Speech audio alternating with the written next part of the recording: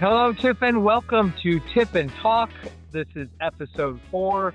I am Mayor Tim Kasperick, and as always, my trusty sidekick, councilperson, Tim Morris, also Mayor Pro Tem.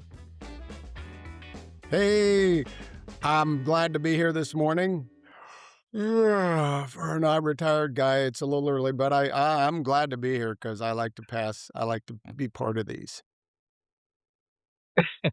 Well, Tim, I like you being here Back because to you, if you Mayor. weren't here, then I would have to, I would have to talk the whole time if you weren't here, and so you have to be here. It's required. But wait a minute, you pretty much talked the whole time anyway, Tim. So I mean, I'm just here along for the ride. Oh, I that's mean, a I fair mean, point. That's fair. I'll oh, take it. did I say that with my outside voice? Oh, crud. All right. I'll take it. I'll take it. Apologize to the listening world. There has been a little bit of a gap. If you were feeling a gap between episode 3 and 4, yeah, we all live very busy lives and have regular things happening. So sometimes life just gets in the way.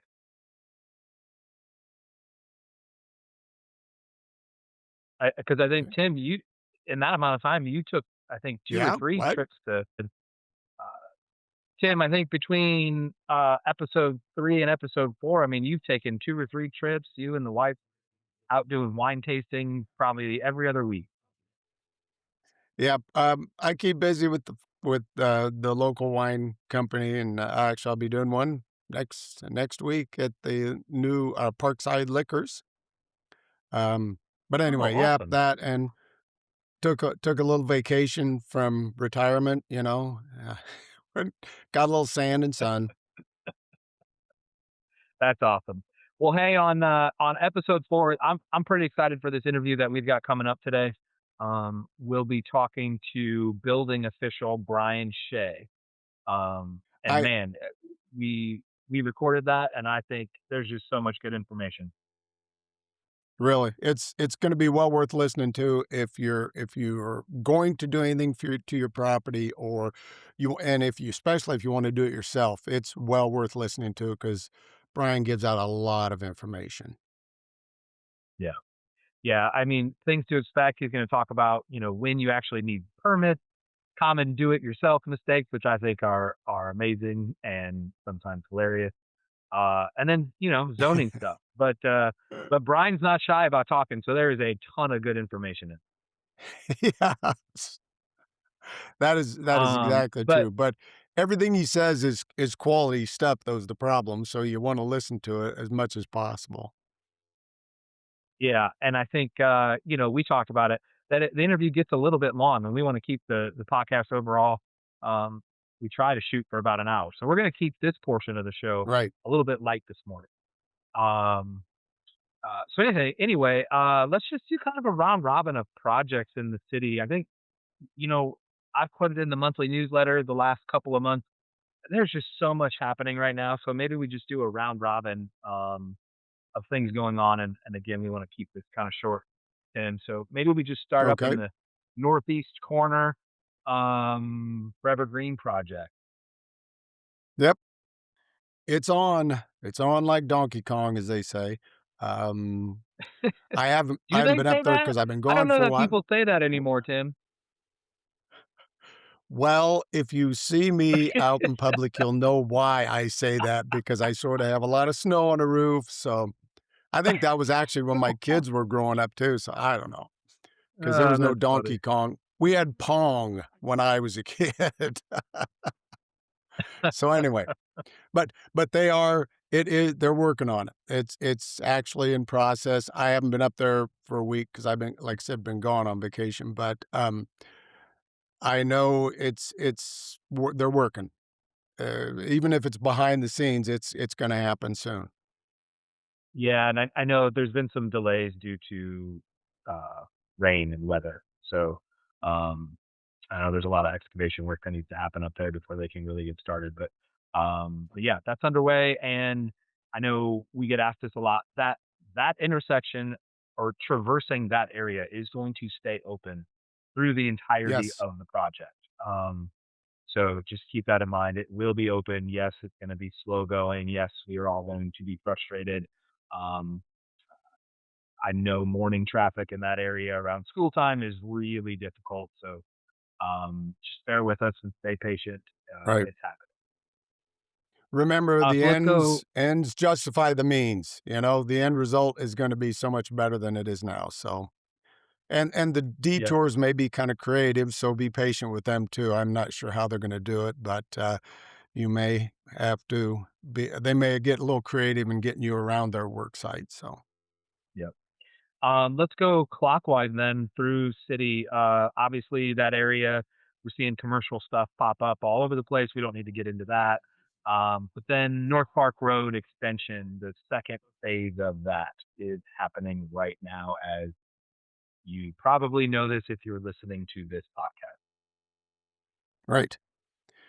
And if and just on another one, in another area on my end of town, if you see the steel structure going up, on the south side of Highway 6, that is a Dollar General. We're getting a Dollar General, and it's going vertical as we speak, so, uh, I don't know when the end date for that is, but, that's what that is. Oh, that's a good update for me, Tim. I didn't realize they were going vertical yet, so that's great.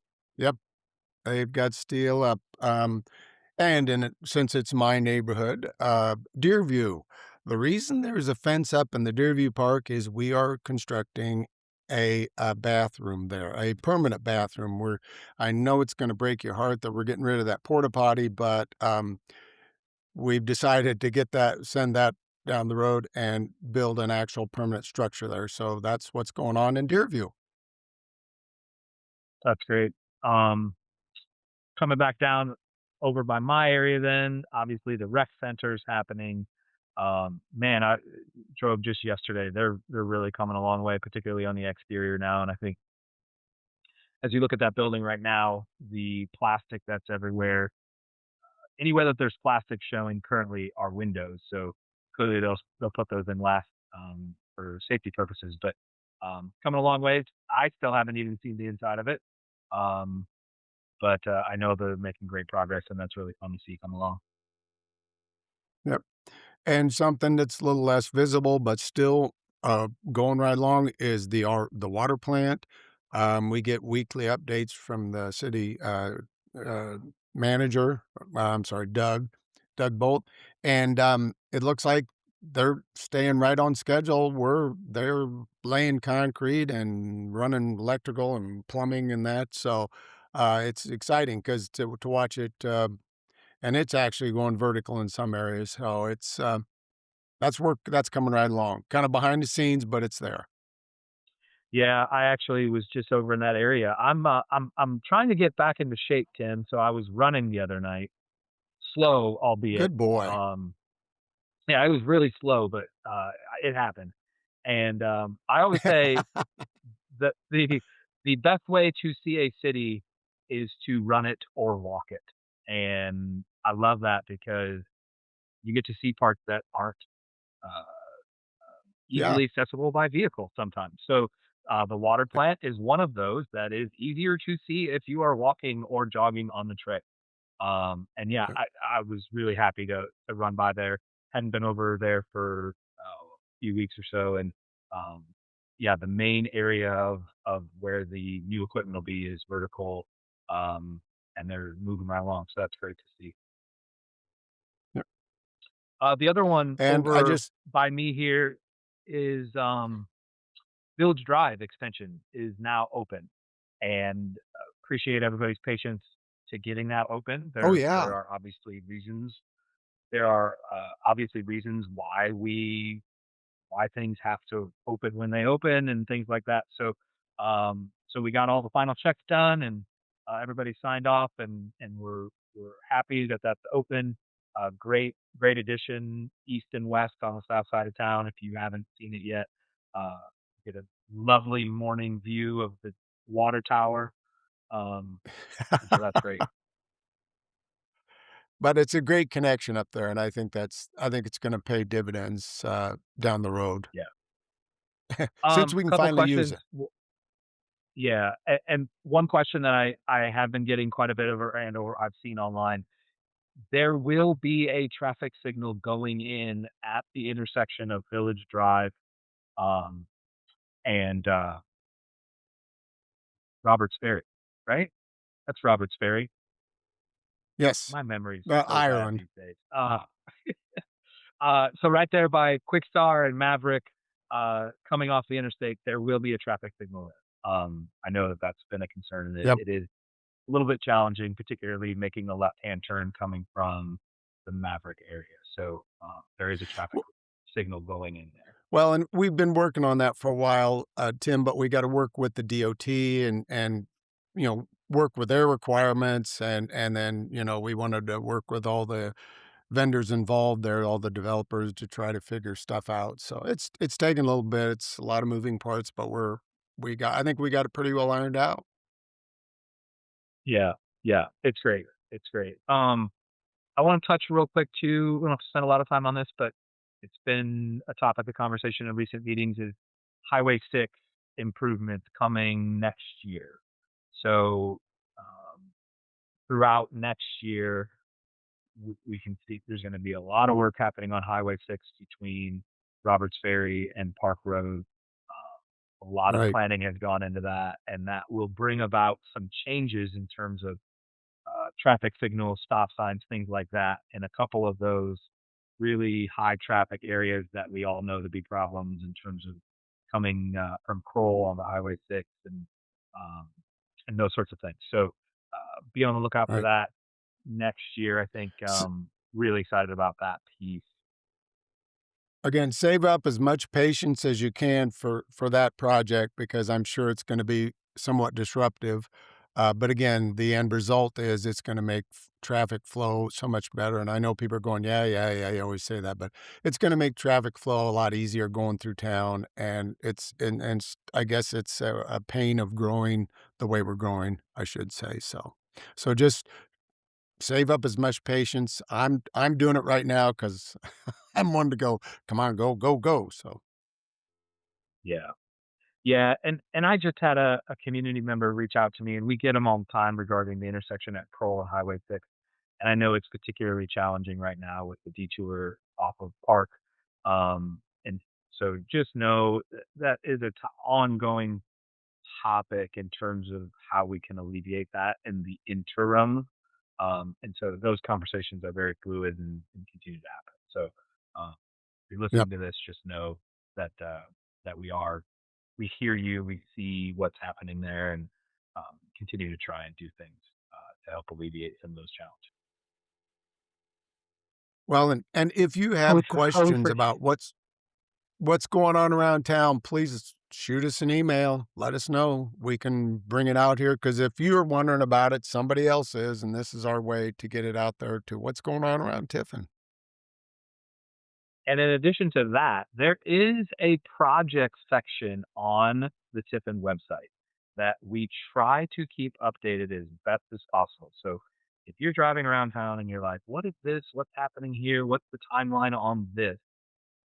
We're trying to do a better job of getting all that information out and making that easily accessible to everybody. So if you can't get a hold of one of us, you can always look on the website. But Tim, are there any bigger projects, other projects that we're leaving off of this list? Oh, not that are actually being done now. I mean, we've talked about the indoor rifle or gun range up there on North Park, and everyone knows if you don't, we're getting a hotel, and there's a sign up right off of Park Road showing kind of location of where that's gonna end up. Um, and as you can easily see, Homemakers is making great progress on their, building, and they're way vertical, so they're anxious to get in here, so we're anxious to have them too. Yeah.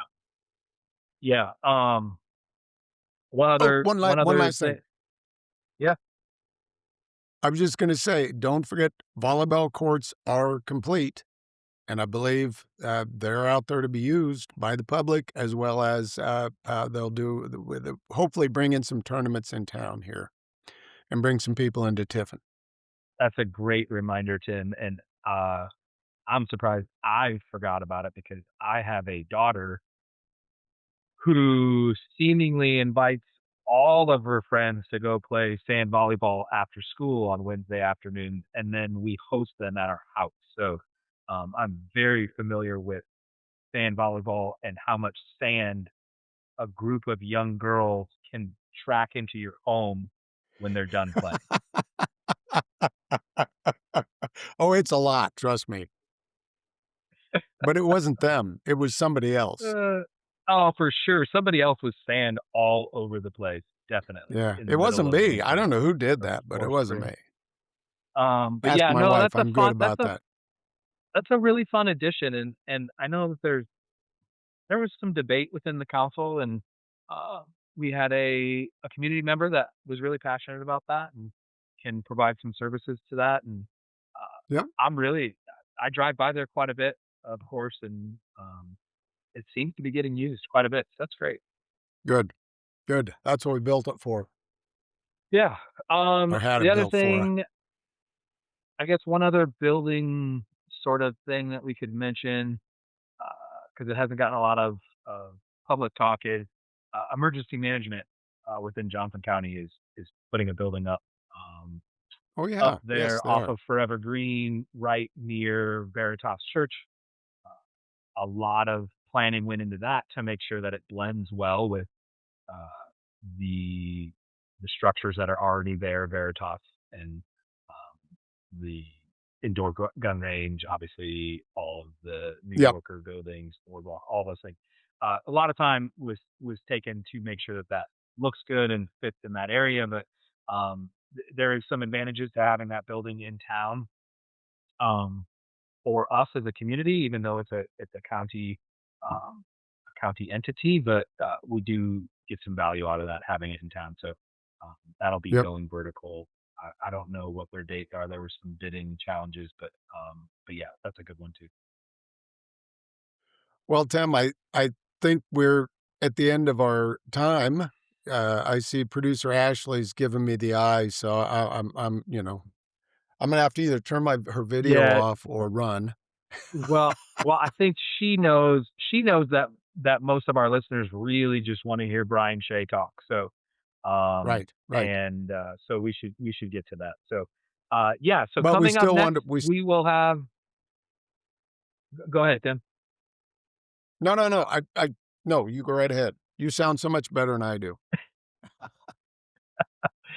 Oh, that's not true, but I'll take it. Um, but yeah, so coming up next, we have Brian Shay talking about all things building department and what his job entails. But again, if you are listening to this and you want more information on projects around town, and maybe we've forgotten a thing or two, please utilize the tools that are out there, um, websites, social media. We try and post a lot there, updates and things that might be affecting you in terms of detours and things like that. So go find those informations. But when we come back here, we are going to roll right into Brian Schiff.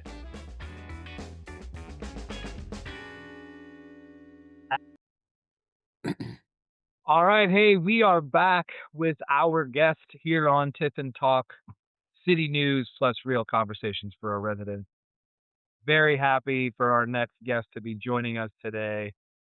None other than building official Brian Shay. Yay! Thank you, Tim. Welcome in, Brian. Welcome in, Brian. Hey, let's kick it off with this. I got to know, how many times have you been to the depot today already? Only one. Only one. Only one. But I don't know why I catch so much flack for supporting our local businesses. I don't think it's the fact of how of you supporting the local businesses. I think it's how much you support one local business, and not just like not from the standpoint of it's bad to support one local business, just the frequency with which you're in there. I just quite remarkable. Brian, how long you gonna let him dig the hole before you let him get out? He's fine. So if you don't know Brian, Brian's the guy who's out of the office, what, 90% of your day, Brian? It depends on the weather. But yeah, I Uh, probably 50 to 75% of the time I'm in the field. I okay. should be in So my office 75. Brian's the guy who's out running around, checking out job sites, making sure that everybody's doing what they should be doing and following permits and all of that good stuff. Brian, how did you get into this field? This is a great question because I've always wondered this. Like what how did you grow up into becoming a building official? Um, well, I grew up, my first jobs were in construction. I did, masonry work, did some framing, some landscaping, hardscapes, operated equipment. And that was kind of summers when I was in high school and then through college. Same thing. Just kind of work construction. Construction paid better than most other part-time jobs and allowed the flexibility that I needed. And I had an opportunity to go to work at the City of North Liberty in the Public Works Department. I worked for when I went to work in North Liberty, it was about 4,000 people, so about the same size as when I came to work for Tiffin 11 years later. But I started out doing, I worked in the wastewater plant, water plant, public works, plowed streets, and about 5 years into working City North Liberty, a building inspector position opened up, and I was not qualified for the position. So I did the next best thing, and I convinced the building official and the city manager to give me a shot. Um, they agreed to give me an interview. I took a semester off of college and kind of crammed as much building code knowledge as I possibly could to prepare myself for the interview and for the job. Um, I worked for the City of North Liberty Building Department. I started off as a residential inspector, and then as I got more experience and more certifications, I kind of transitioned into more of a commercial inspection role. And then um, I had an opportunity. The previous mayor of Tiffin asked me to apply for the building inspector position. It was a contractor position, and I did. So I did City North Liberty and that contract position for about 3 years. At that time, it made sense for me to transition to full time at the city of Tiffin, and so I did that, and I came on board about about 11 years ago as the building and zoning official. Um, so that's how I got here. Well, and part of the reason I ask is I just feel like your role in particular, there's so much, you know, I tinker as an amateur builder, and there's just so much knowledge that needs to go into what you do.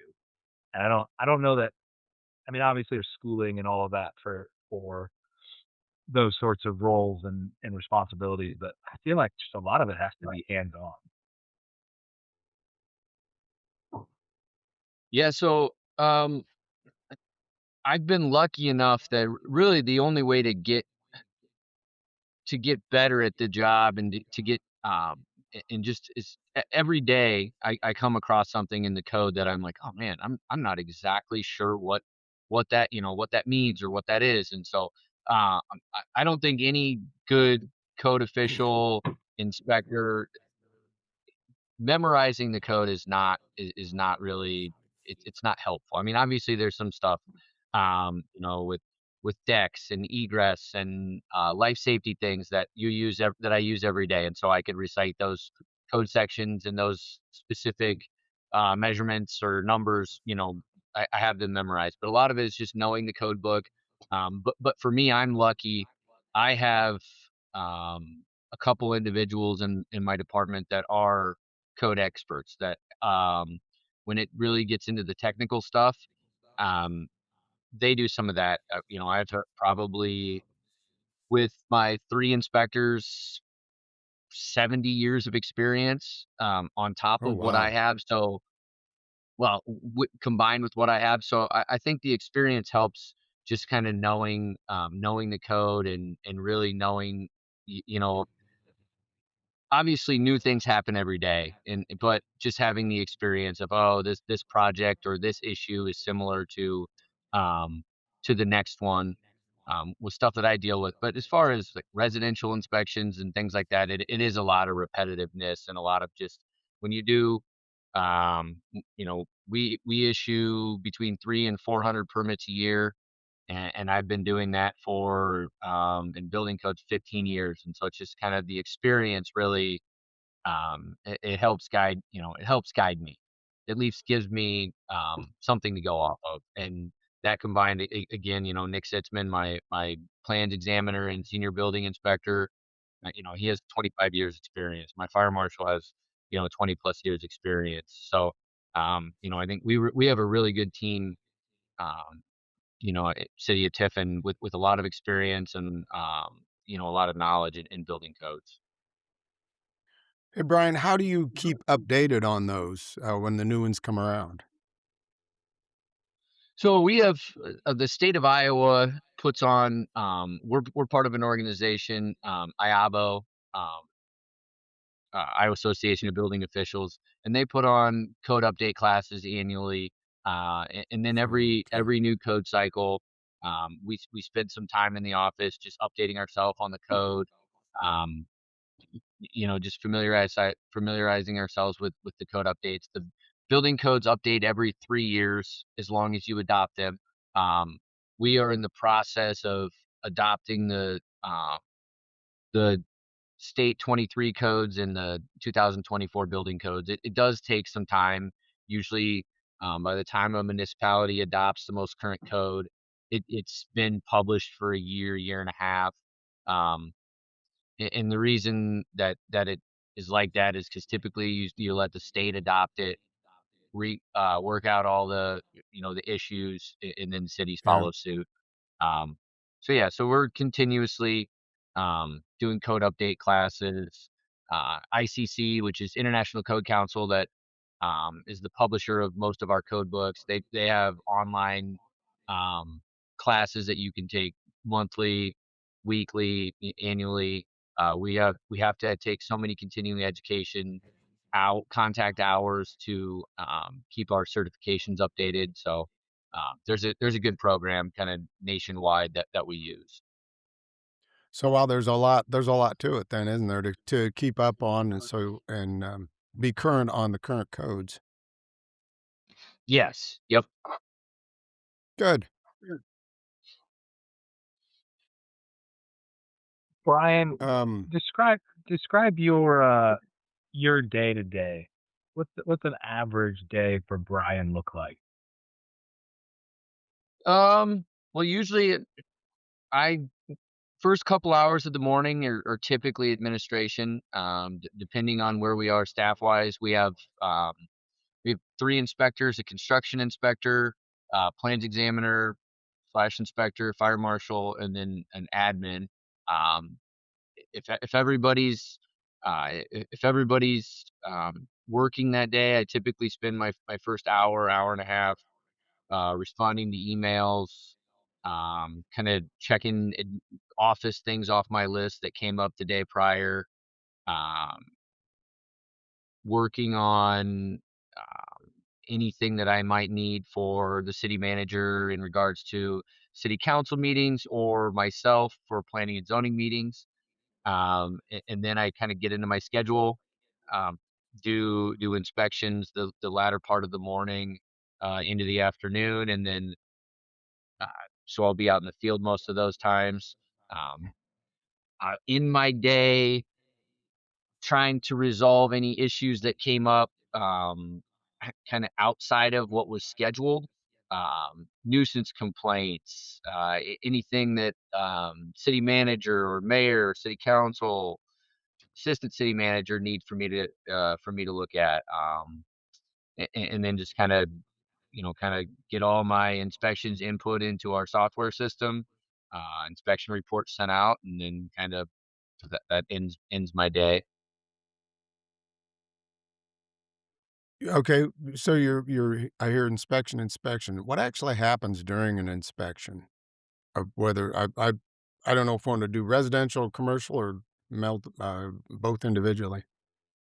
So in a perfect world, a contractor will call for an inspection, and what that means is all the all the work is done. So say a residential home and they're calling for a rough-in inspection. That would be an inspection on the framing, mechanical, plumbing, and electrical. So basically the entire house. We do a rough-in inspection. Some communities call it a cover-up inspection. It's a pre-insulation and drywall inspection. It's to make sure that um, that the house meets code for everything we need to see before you drywall. So in a perfect world, um, we're going through. I myself was trained, and I think the best way is I do one. I when I go into a home, I do one trade at a time. So I will walk through the house just looking for uh, framing and I'll do the entire house. I'll go through every room. I have a checklist, mentally that I go through, and I also have a physical, like a code checklist that I will use depending on the project. So I'll go through, the entire house one time, just looking for framing, and again each room looking for electrical, and then plumbing, and then mechanical. Um, and the reason I do it that way is so, it's easy. I get 50 phone calls a day and 50 text messages a day and emails, and it's easy to get distracted. And so if I'm in each area of um, each project multiple times, there's less likelihood that I'm going to miss something. And again, in a perfect inspection, everything is done, and I'm just verifying that the work that has been completed is code compliant. That's what that's what I want to do. I'm smoke detectors are in the correct locations. Um, Outlets and switches are in correct locations. That the minimum number is there. That we have supply and return air sufficient in each area of each home. That they're separated. That the return air is separated is a code requirement 3 feet or more from a smoke detector. That guardrails are in place where they're supposed to be. If there's a window in a stair landing or adjacent to a door, that it has safety glass. Just that if I'm there, just verifying that the work is done is done and it meets code. That's what we want. What we don't want, and what happens more than what I would like, is um, we are checking for to verify that subcontractors have been on site for general contractors. That's what we don't want to get into. We'll get called to do a Mhm. rough-in inspection, and the electrician has 2 days left before they're ready for us. But the general contractor, uses the city as a set of eyes and ears, rather than going on site and verifying that the project is ready for inspection. Um, so yeah, so and then on the commercial side, it's a little bit different. Obviously, the scale of the projects are larger. If we're doing a 5-story podium building, we're going to do probably one trade at a time. We may be doing 4 or 5 units at a time if it's a mixed use residential commercial building. Um, we may be doing one small 7,000 square foot build out for one, say for a restaurant, in a commercial building, and then the unit next door might be vacant. So on the commercial side, it's a little bit different. There are a lot more inspections. We're on site a lot more because the work is a little bit more detailed. Um, and I know, in my opinion, on the commercial side, it's easier because typically there is a structural engineer, a mechanical engineer, an electrical engineer, and an architect. And as long as you can read a set of plans, you can do the inspection, because in that situation, those are stamped plans. So my job as an inspector, as a code official, is to verify that the contractors built it to the design of the architect or the engineer. And so even though it's a lot more detailed and there's a lot more different types of construction and um, it's not as conventional as what we would see. It's not as rinse and repeat as what we would see on the residential side. As long as you have a good set of plans and you can read them, it's actually easier to do those inspections. For another Um, follow-up, excuse me, how long will it take you to do, say, minimum and maximum, inspect a house? It depends on the size of the house and how detailed the house is. We have some houses that get built.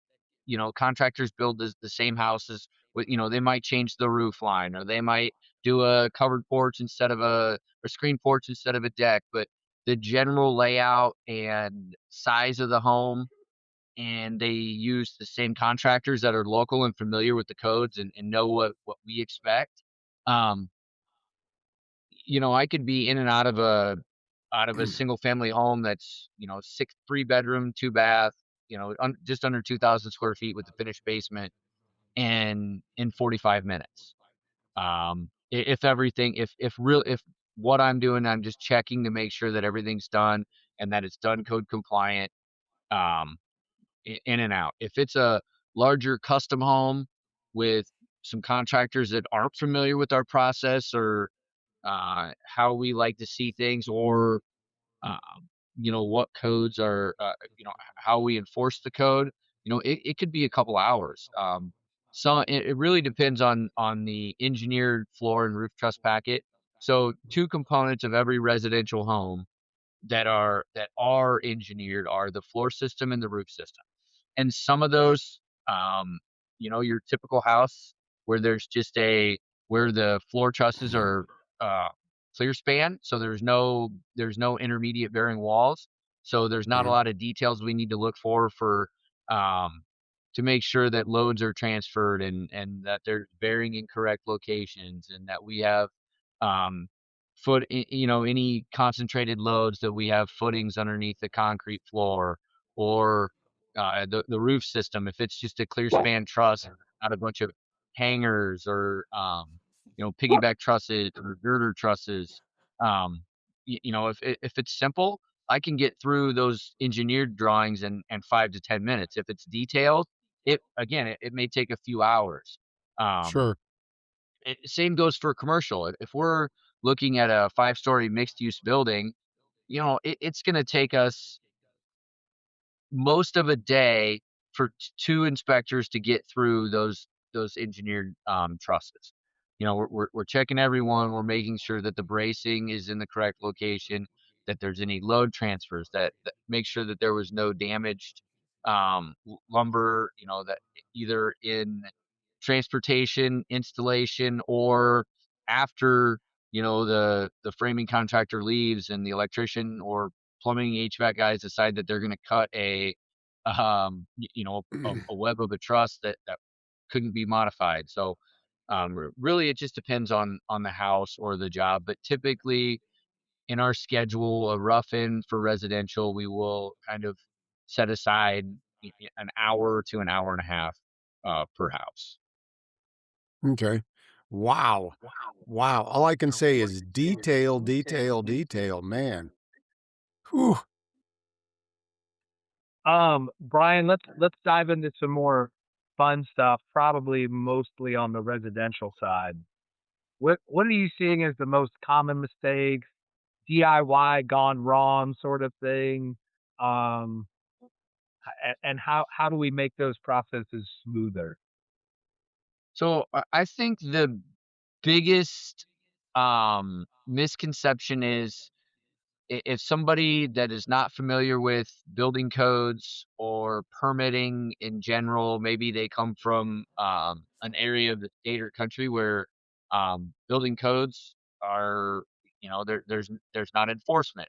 But I think the biggest thing is just when somebody wants to take an unfinished area of say there's a room in their basement or half of their basement's not finished, and they want to finish it. Um, And typically every each room uh even in an unfinished basement, there's one outlet, right? The contractor puts in an outlet, so that way when somebody does go to finish that room at a later date, all they need to do is tie into that outlet, extend, put add outlets around the room to become code compliant. Any wall over 2 feet requires a receptacle. Uh, there need to be no more than 12 feet between receptacles. No more than 6 feet from the end of a wall to your first receptacle. Uh, and those are convenience outlets, but the code requires them, and they do so that you're not using extension cords to plug in uh, uh, fans, extension cords to extend a phone charging outlet, because obviously those can become trip hazards. A lot of times those cords, if you drag them in from your garage, they may be damaged, and so they're potentially you could have issues that way. Um, but the biggest one is just when if individuals do not get a permit to finish a room in their basement, they just go ahead. Sometimes they don't even insulate. They'll just put the drywall up and finish it. It's like, and then they might call a later date, or we may get a call. Normally, we find out that rooms and homes were finished without a permit when they go to sell. Realtors and home inspectors, it's pretty easy to to know if a project, something like finishing a basement or a room in a basement, had a permit. If you walk into a room and say it has a closet, there's no smoke detector and there's one outlet. That's a big red flag that the homeowner just went ahead, finished the basement, put drywall up, finished the drywall, put some carpet in there, and voila, it's a bedroom. Um, and they just either didn't know that they were gonna need it, that they needed a permit to do that, because they just said, "Oh, well, the electric's done. There's a window. There's no plumbing. There's a supply on the wall for or in the floor system for HVAC, so we can heat and cool the room." Um, the average homeowner doesn't know that you need a balanced HVAC system, so, you should have um, same square inches for if you have a 4x8 or a 4x6 um, supply for your HVAC, you should have that same size return in each room. And if you don't have that return, you should at least have um, a pass through. So you would put an opening with a grill on both sides of a wall that would get you, so then you could pull return air from a larger family room that does have supply and return ducted to it. So that's the Okay. biggest one. Um, and I guess I think the biggest misconception, and I'm not exactly sure, other than just working with homeowners when they do apply for permits and try to give homeowners the best experience and that they can have, and make it as smooth transition and just be as helpful, is um, that I think the conception is that the building department, or the building official, building inspectors, that we're just costing you money. You got to pay for this permit, and you're telling me what to do when I don't need this stuff. I don't want the outlets. I just want to. And the reality is sure, that might, in the short term, you might save a few dollars. When it comes to finishing a basement, a permit is typically not going to be more than a couple $100. It's barely going to cover the costs that we're going to have to that the city's going to incur to review the plans, to come out and do the 3, 4, 5 inspections that are needed. Um, but that's not the goal in that situation. The goal is to make sure that it's safe. The goal is to make sure that, work with homeowners to make sure that they understand what's needed and why. Um, if they're, and then the other is to make sure that the contractors that they hire are that they're getting what they pay for. Because at the end of the day, Tiffin, obviously, we're big enough now that contractors in the area know that you need a permit. But maybe there's some contractors coming from Iowa County where the only permits you get, or you get an electrical permit, and the state of Iowa does that inspection, and that's it. That doesn't mean that you're not supposed to, as a trade professional, that you're not supposed to follow the Oh, code. shoot. But sometimes they don't. So when say you get a general contractor and you hire them to finish your basement, um, they have already that contractor has already baked into the cost of the project permits and inspections and doing it code compliant. So if they don't do that, you're still paying them. Essentially, you're still paying for those permits, and you're just not getting what you pay for if they either don't get the permits or try to cut corners. So Yeah. I look at the building department for especially for DIY, we're an asset. If if you're a homeowner and you want to tackle building your own deck, that's one of my favorite parts of my job is I'll sit down with you and go over, okay, this is the minimum deck choice. This is what, we can go through some pictures of past projects that I have on my computer or my phone. This is what you need to do. These are the types of materials you should use. If you get stuck, here's a list of, local contractors or we can come out and do site inspections. That's one of my favorite parts of my job because obviously, I'm a I started off as a DIYer. I did plenty of um, remodel and construction projects myself, and and and I like to help people if they want to do it just for the pride of I this is my home and I did this, or to if they wanted to or needed to save money. Okay, great. I just want to make sure that it's done right, that it's safe for you, and that in the future, I think the average homeowner now lives in their current home like less than 5 years, between 5 and 7 years. And so when you sell your house, most homeowners, as they should, have a home inspection. And so if you do something that doesn't meet code, eventually you're going to pay for it. And I'll tell you, it's a lot. It's a couple $100 to add an outlet or maybe $100 per outlet to finish a room. So if you don't get a permit, you don't add the required electrical, you don't you don't cut in the HVAC, or extend the supply and return line. It's a few $100s when you're doing it the first time. Uh, It if you get caught without a permit or you have to add it because a home inspector flagged it or a new homeowner knows the codes maybe better than you did, it's going to cost you thousands. So not only is it safer to get the permit and do it right the first time, but it's actually gonna in the long run it's gonna cost you less. And I Um, just would encourage. Go ahead, just let me finish. I I would just encourage any okay. homeowners, if you think you need a if you're gonna do a project, just call us, and say, "Hey, I'm doing XYZ. Do I need a permit?" Um, and I'll walk you through it, yes or no, and these are the reasons why. Um, yeah, and I was I gonna, think I, that's Brian, I I'll jump in here. sorry, well, I know when we first came to Tiffin, I had some questions, and my wife had some questions before we even bought our property. And Brian was easy. You were easy to work with, and I'm not just greasing your skis. You're And then my daughter bought a property here, and I had questions about fences and stuff, and you were quick to come down and help me out, and that it was very nice. I got to say, don't be afraid of this guy. He is easy to work with. I really do believe, and as you can tell, he's got a lot of energy. So probably from yeah, all I was that gonna, product he gets from the depot.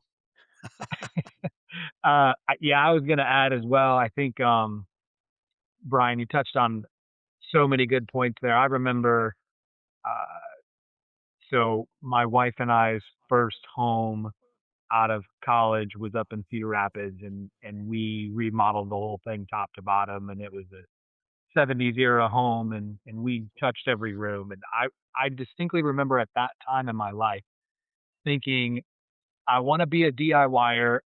I feel like I know a little bit, but not much at all. And I remember I was always scared to call and talk about permit or talk to the building inspector because I felt like I didn't know what I was talking about. And if he's going to come out and inspect it, and I'm not going to know what he's talking about. And so that all scares me. I feel like whether it's you or Tiffin or whatever in general, I feel like um, you you do such a great job at you know just everything you said, helping people rather than it's not this gotcha. Uh, hey, you need to put outlets all on this wall. It's always with that attitude of let me help you figure this out. Let me tell you why you need to do it this way.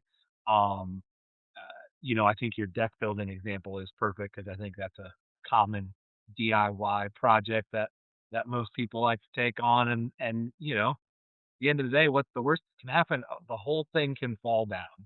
Um, and so I don't know. I think that's just like just as a normal lays person, I think I know personally I've always been like, uh, I don't feel like I know enough or whatever. So I think all the points that you made are just fantastic.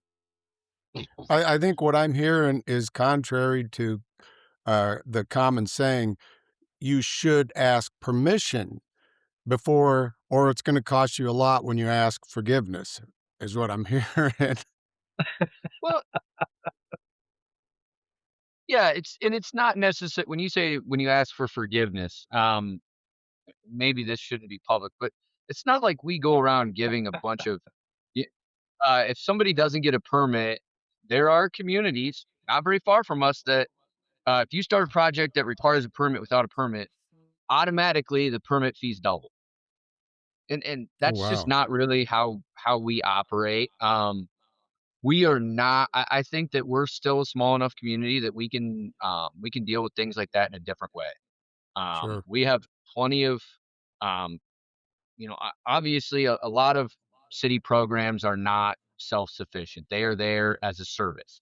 And building codes and zoning codes, we are here. It's a service. It's to make sure that we have a safe community that is built the way that constituents, city council, planning and zoning people, city council people, city staff want it to be. Sure. That being said, we're really busy. So we have plenty, at least for now, and hopefully for another number of years, the building codes will be self support, will be self sufficient. The fees that we collect, mostly on new construction, they cover the cost of all of our inspectors, our kind of the entire department. Yep. Which obviously, as you grow bigger, it's not always like that because you have to add more staff. And obviously, our goal and the goal of building codes is not to generate revenue. It's to just cover. It's just so that if you're a contractor building a home, you're covering the cost of what it takes for the city, for city inspectors to the tools we need to do our job, the time that we need to do our job, and that the existing homeowners aren't paying for that on their tax roll. So that being said, we take in plenty of revenue because we have a lot of new construction to cover um, our costs that are associated with the building department. So, when it comes to, issuing fines for individuals doing work without a permit, that's not the goal. The goal is to make sure that, so say somebody calls me and say, this is a typical call.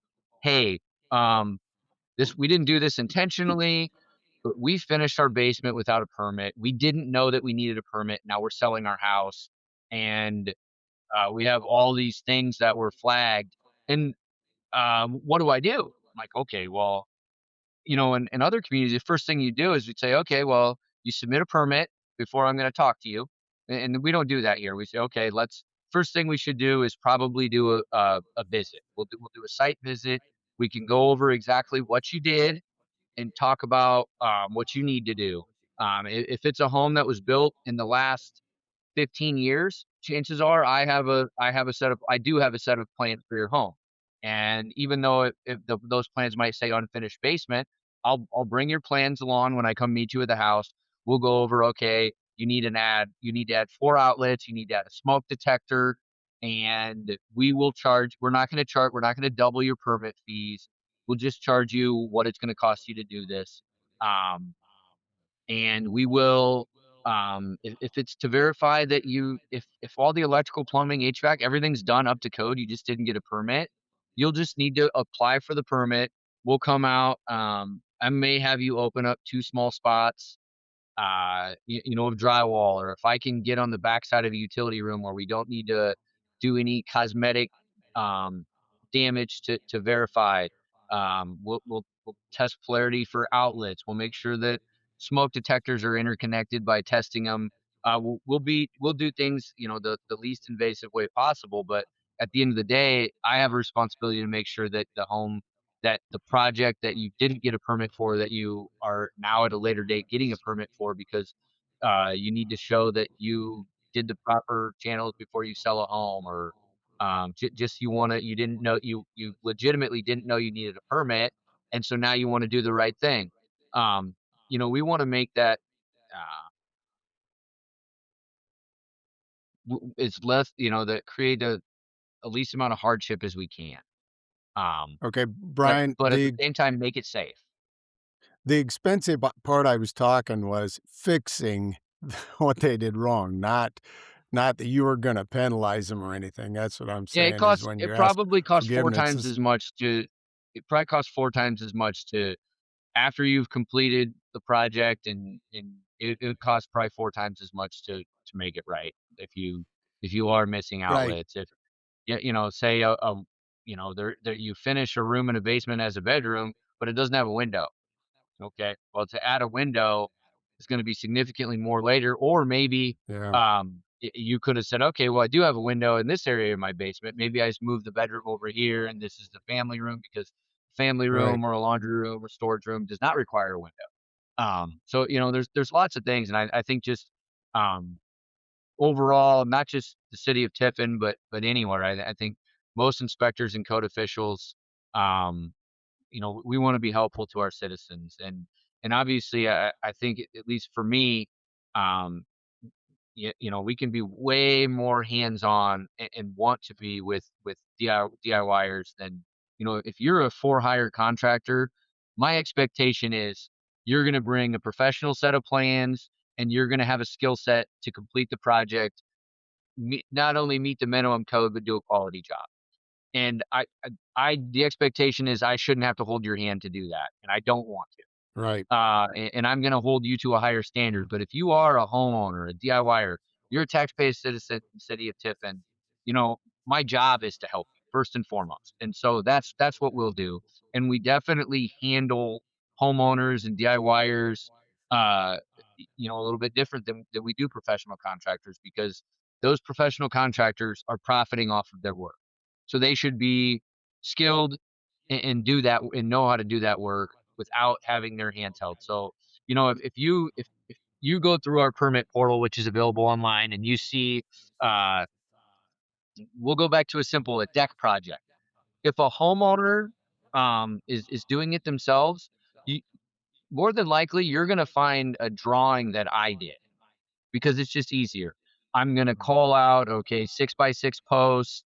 This is, I have a generic, I'm not an artist, but this is how these are the brackets you use. You use 2 by 10s. You use hurricane H2 hurricane clips. This is how I'll add details that we have that we have saved from decks. This is how you secure it to the house. This is a nailing pattern. Or the little, or if the homeowner does it and all the information's there, it's a little bit more chicken scratch or unprofessional, and we'll accept that. If you hire a contractor, the permit that I expect from them is a professional scale drawing. Now they can do it themselves, but again, they're charging a premium to the homeowner to do the project, and so um, again, homeowners and contractors are treated a little bit differently. Whether that's 100% fair or not, I don't know, but I think it's just important that um, we are an asset to our community.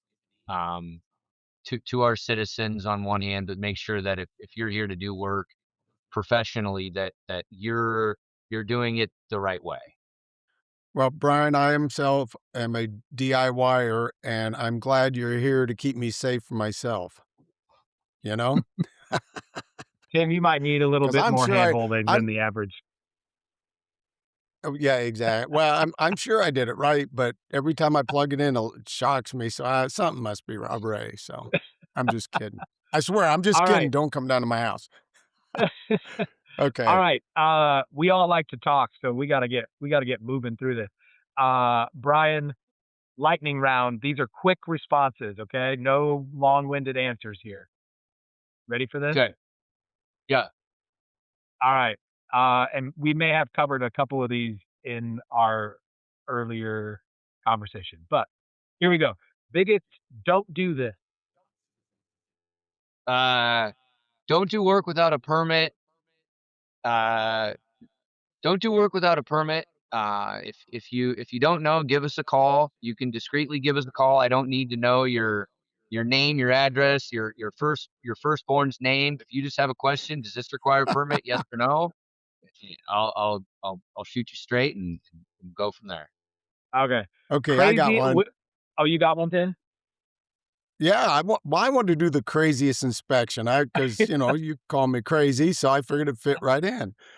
Brian, what's your craziest inspection that you can remember? Craziest inspection is something that happened while I was on a inspection, but not actually something I inspected. I was inspecting a 24 unit 3-story building, and I was on the third story with with the general contractor, and an individual from OSHA showed up. And so I introduced myself, the general contractor introduced himself. They were talking about where their requirements that their OSHA requirements for some safety equipment, some paperwork for some hazardous materials on staff or on site, where that was. And they were talking about the job trailer. And as we're standing out looking out a patio door, and there's another building, the same contractor's building across the street, and they are just setting windows in this building. So I'm with the general contractor, myself, and an OSHA inspector. And we watched out of a third story window, we watched an individual jump out of the window, out 5 feet, into a construction basket, grab a roll of tape or something out of that basket, and jump back into the window without a harness. They Ooh. probably made a 4 foot jump, and we were all just dumbfounded.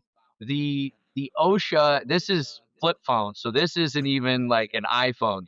The OSHA inspector, as soon as he jumped out the window into the basket, he knew that he had to jump back and into the out of the basket into the back into the building. He pulled his phone out faster than a police officer could draw their gun in an emergency situation, and videoed the guy.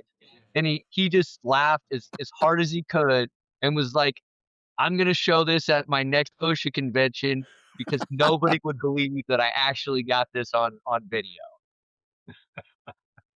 Oh, that's Oh, good. that's Yeah, awesome. That is a that's good one. pretty crazy. All right. Biggest number one tip for homeowners. Only one. You only get Uh, one hot tip. That's it. One hot tip for homeowners. Um,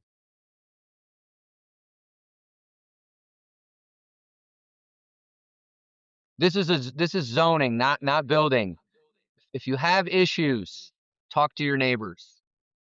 Mm. I know that sometimes those are Oh, hard exactly. conversations to have, but if you're willing to have a conversation with your neighbor, uh, 95% of the time, issues are going to be resolved easier.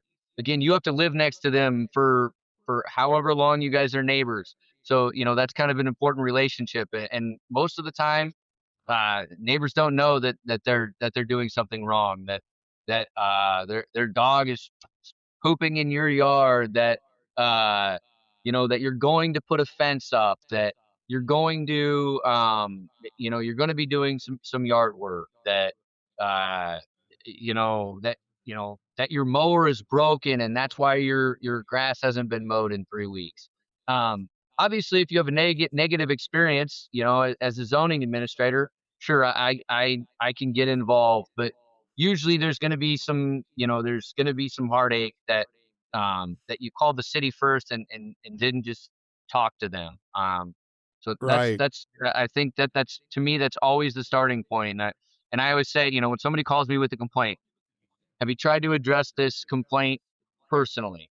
I know that that can be a hard conversation, and I'm not trying to just completely not be involved, even though I really don't. That's my least favorite part of my job is dealing with citizen complaints or issues and neighbor issues, just because usually there's a lot more involved than just the thing I'm looking at.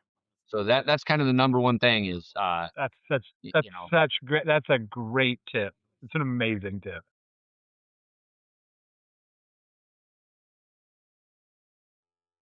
All right, next one. I want a one-word answer. You don't even have to elaborate. What's harder, deck versus a basement? the deck. Really? A Wow, deck that's not the because answer I was expecting. Yeah, I was well, gonna a deck say, you're gonna because get more than one word everybody thinks answer. that everybody thinks they can build a deck, right? Nobody's scared of Mm, that. They'll run to Lowe's, they'll run to, uh, and so it's not just obviously finishing a basement it's technically it's harder. But for me, I don't see as many issues because if you have no idea, you're not tackling electrical yourself, right? Obviously, there's a lot more that goes Yeah. into it. So, I mean, as far as I'll go out. Somebody will call for a final inspection on a deck, and that thing's done. They've spent the $5,000 on all the material, and if you did it Mhm. wrong, you're tearing that thing completely apart. Oh, Where in a basement, if you wired an outlet wrong, that's pretty easy to fix. You hire somebody who knows what they're doing, and then they fix it. So yeah, obviously, technically, it's harder, and you need more skill to finish a basement. But a deck is create decks and outside things create a lot more problems for me than basement finishes do. Because 90% of the work's done. The framing's there, the HVAC is already there. There's at least one outlet. If it's going to be a bedroom, there's a smoke detector there already. There's a three-way switch.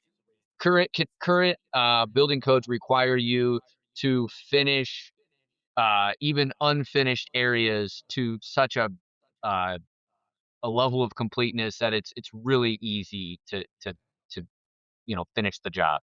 You're ultimately and you're finishing a basement, you're adding some outlets, and you're doing drywall and finish work that doesn't really, if you do a bad job at drywall, it's a bad job at drywall. I'm not going to penalize you for it. all right. Well, the last thing we have here is, and we've already touched on it, is ask first or ask forgiveness. And it's pretty well, I think you've already heard that Brian's Yeah. very workable with the public. So, yeah, ask first. I can answer this one. Ask first. Don't ask forgiveness Yeah, we're because, an asset for homeowners. yes, So right. ask first. It's cheaper, and we've seen we've seen it all. I mean, we've seen most things, and so we can be an asset. If you have problems, we can help fix those. So I think Good. we're definitely more of an asset than a. Obviously, we're not. I don't think we're a liability, but we're not creating hardship. We're trying to help you um, any You're way we not the can. building police, is what you're saying. Ooh, I shouldn't even use that term, but you know, you're the enforcer. That's the word. We've all heard that word. So, All right, Brian, we got to wrap this thing up. We're getting short on time. But overall, what's exciting you right now in the city? What's exciting for me right now is that we're really starting to transition from a bedroom community into we're getting a lot more commerce. We're getting a lot more places to eat. We're getting entertainment. We have pin seekers. We have a couple new restaurants that are getting ready to open. We're getting ready to break ground on a hotel. Um, there's some things coming down the pipeline that we can't really disclose, but that are pretty exciting. I mean, obviously, it's nice to. I love the small town feel that we have, and I think the goal is to try to create that within the neighborhoods, but at the same time to not have to go outside of our city limits to grab a bite to eat, to have a drink, to do some mini bowling or play golf or We're on the other side of that is with this growth now. We're starting to get the commercial tax revenue that we're gonna have a rec center. We're gonna be able to provide a lot more services that in the past our citizens have had to drive to our neighboring communities to see and do. So that's what we're kind of transitioning. We're growing up. Obviously, there's growing pains with that, but I'm just excited. As a member, not only as an employee, but as a member of this community, just all the opportunities that we're starting to see, and we're starting to get a lot more.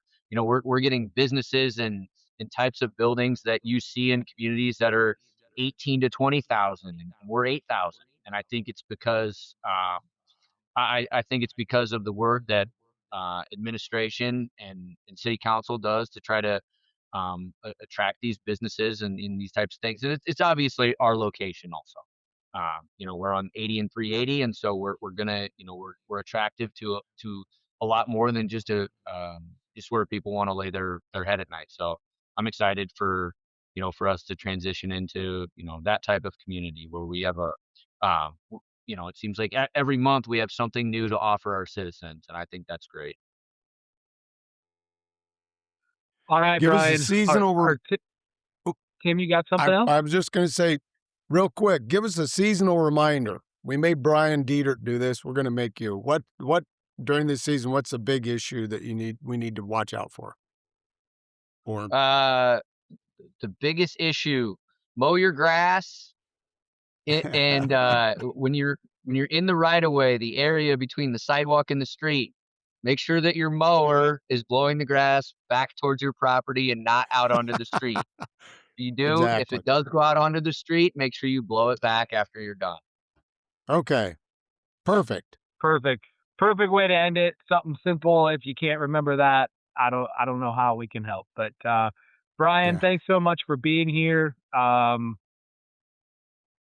love watching you do what you do. And it's great to hear you break everything down for us and help everybody understand that you're a really nice guy that just wants to help. So Exactly. You're it's you're an awesome. asset. You're an asset to them, not just well to us as well, to the city as well, but to them. You use Brian to help yourself, you know, Yeah. or his department anyway. But hey, thank you for And being with us, Brian. You've been very informational. and since we're recording this first thing in the morning, get back to work, would ya? Yeah. Yeah. You've just All been right, sitting there guys. for the last 40 minutes. Thanks for having me. You bet. Thank you for All right. coming, Appreciate it, Brian. Brian. All right. All right. Well, hey, what a great interview from Brian Shay, don't you think, Tim? Oh, that was fantastic. A lot of good information that really is helpful to me because I'm a DIYer. And if I'm not even that, I can watch what the contractors do and make sure I don't have to call Brian. And God, what a sweet guy. You know, I everybody is that I've talked to is kind of a little timid about him, scared of him. It's like this guy's God, he's nice as can be. So yeah, don't be afraid of him. He's reach out to him if you get a chance. Well, and plus he's gotta be what, about 120 pounds soaking wet? I mean, how can you be scared of Brian Shay? Um, I mean, he's 120 if he's holding a concrete block, I think. So, but remember, Tim, and TNT if comes in you small packages, right? oh my goodness, that's good. And if you've never met Brian Shay and you wanna see him, just hang on to Depot, a little bit throughout the day. You'll be able to meet him at some point in time. He's in and out of there, quite a bit, refilling his coffee. We Yep. touched about it. I love the fact that he's supporting our local entities, but I have told him, I said, you could just make a pot of coffee in the morning and just put it in a thermos. Might save you a little bit, but he wants to support the business. So, Yeah. That. but anyway, God bless thank you, Brian Brian. You Shay, for bet. joining You us. go, guy. Tim, I think that yeah, I think that pretty much wraps it up for today, don't you think? That's it. We gave the highlights. We gave Brian gave everybody a lot of great information. And now it's probably time for us to, salute and sign off. I agree. So thank you, Tiffin. Appreciate the listening. Again, apologize for the delay between episodes 3 and 4. We will try and be better, but obviously we can't make any promises because our schedules just are so jam packed. But anyway, thank you for joining us again. As always, please find information out on all of the different websites and social media and wherever you listen to your podcast. You can be enjoyed and digested. So thank you all for joining us, and we will see you next time. Yeah, thank you, everyone. Please come back and listen again.